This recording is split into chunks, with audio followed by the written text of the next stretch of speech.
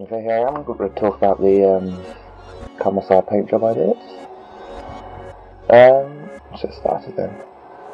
So the first thing I did was get some Necron compound and just dry brush all the metal highlights that are going to go on later. I did this first because it's just easier to go over like the clothes and the skin and stuff with just reapply a black rather than try and do this later and mess it up and you will just get silver over all the nice bits you just painted. I went a bit more heavy on the swords and the gun and stuff just because that's going to be mostly silver when it's finished anyway.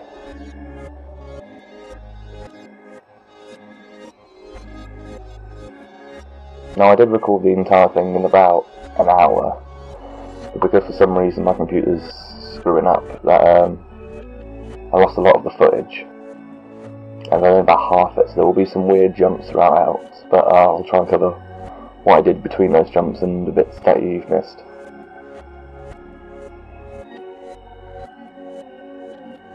There we go, so that's the metal going on. Really this would need to be dry brushed, but as I was doing it with a dry brush anyway, it just made sense, and it's easier than trying to paint the whole thing and then go over with the black oil. You just pick out all the highlights and it makes things very simple, and the authority on this model is very small, it doesn't look it. But it's probably bulk-wise half the size of a Space Marine, so it's really quite fiddly. And then I also dry brushed a bit of the metal on the base as well.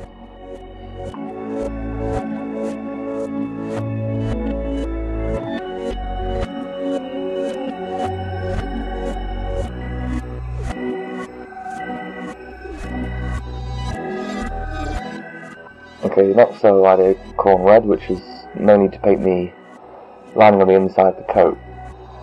And the corn red's quite dark, as you'll see when the layer starts to go on.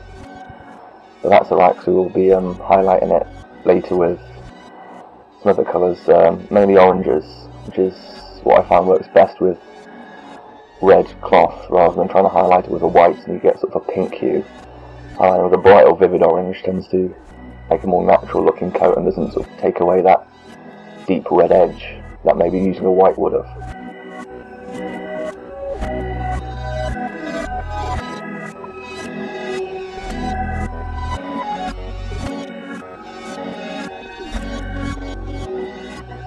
And just applying the first coat now.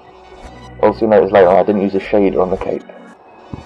That's partly for two reasons. One, I didn't get one, because this is normally not the way I do my painting, and two, I just didn't need one. I think I wanted to keep it as bright red as possible. I mean, like I said, corn red's already quite a dark colour, so just a bit of highlighting and dry brushing would just do perfect for this bit.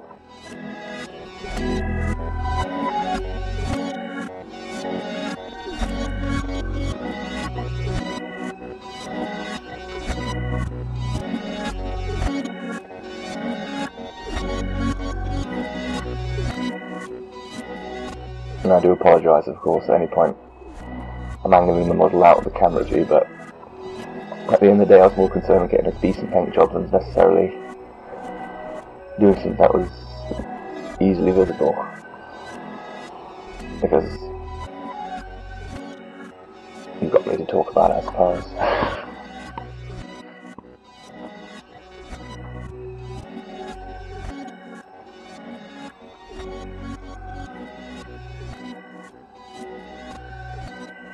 This is probably the longest clip as well from the whole sequence. This was probably one of the most fiddliest layers to add on. The rest of it goes much quicker, and I did the entire thing in about an hour, which is quite a short amount of time. I would have normally liked to take a bit longer, but I was just pressed for time, and I also didn't want to make an excessively long video.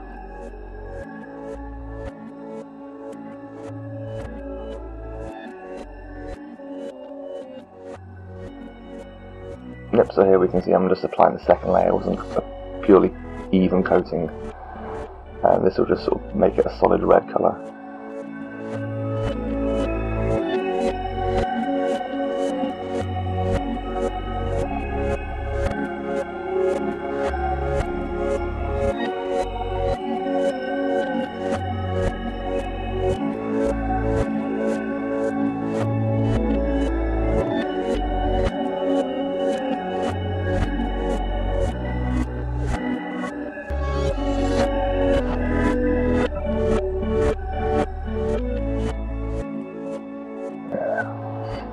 also notice in the background that the Spotify is open, and if you're wondering what I'm listening to, it's a combination between gangster rap and vaporwave.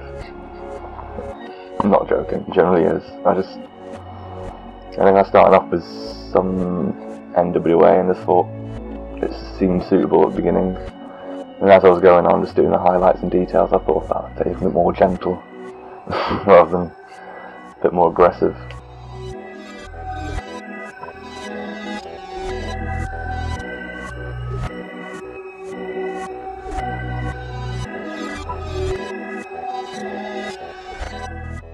Okay, you can see here, so when the first jumps come in, I've already done the first layer on the legs. You can see it's not an even coat, and obviously I lost the footage from me doing that, but I believe I'm going to now do the second coat, and it should be a much more smoother finish.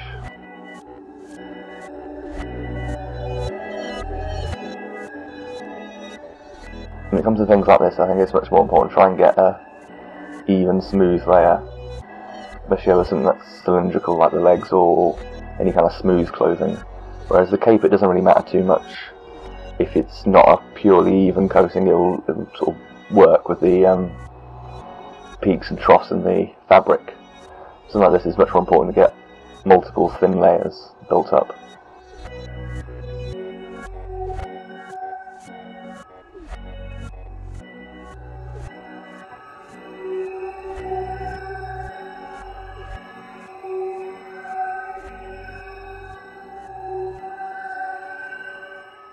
And I was really dreading this bit. I thought it was going to be much more fiddly than it actually was. Fortunately, under her chin, it's actually quite spacious compared to sort of around the back of the legs and stuff. I managed to get this all on in sort of one coat and not getting anywhere else, and everything looks alright. Probably would have preferred to use some kind of shader, if possible, which I didn't have at the moment for this painting. Just to sort of add some depth under her chin. Not so much for the legs and the fat I needed, but I would have liked to use some kind of brown shader under the chin.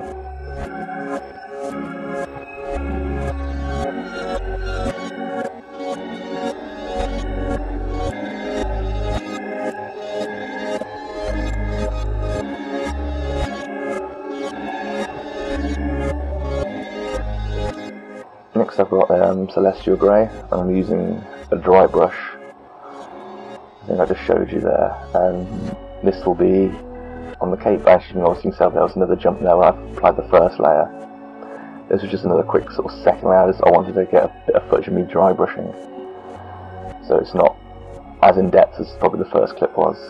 But you can see what I'm doing now, going over all the black leather and doing grey just to highlight it out. I know it does look a bit bright. I find the best way to do with leather is go afterwards with null oil or a sort of black ink.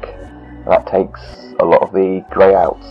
You'll get just that kind of sort of sheeny, dusky leather, which I wanted on this.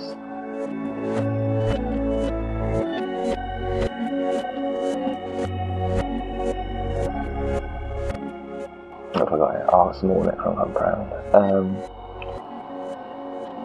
Yes, I was just going over some of the highlights, some of the dry brushing that I missed, or I just didn't feel like I did a thick enough job. The dry brushing at the beginning mainly was to get that belt buckle and the little emblems on the front. So obviously I went over again with all the piping and stuff to make it extra silver, which are things I wanted to actually stand out as being silver rather than just being slightly shiny. And see, I'll go over the piping on the back as well.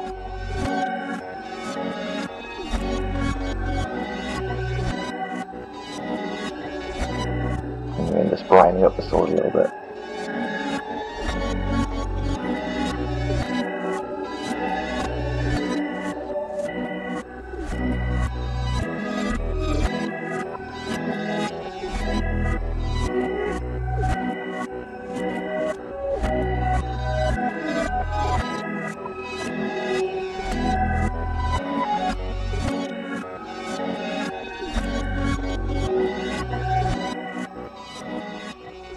So as you can also see, I have already done her hair. Unfortunately, I've lost that footage as well. It was done with a brown paint and laid over the top with a vivid orange. That just gave the right kind of layer to give that very slightly browny, gingery look, which is what I wanted. You see I've also painted the gun, which I believe I lost the footage for as well. And that's just corn red, I didn't have anything else at the time. So I hope you enjoyed that, and goodbye. See ya.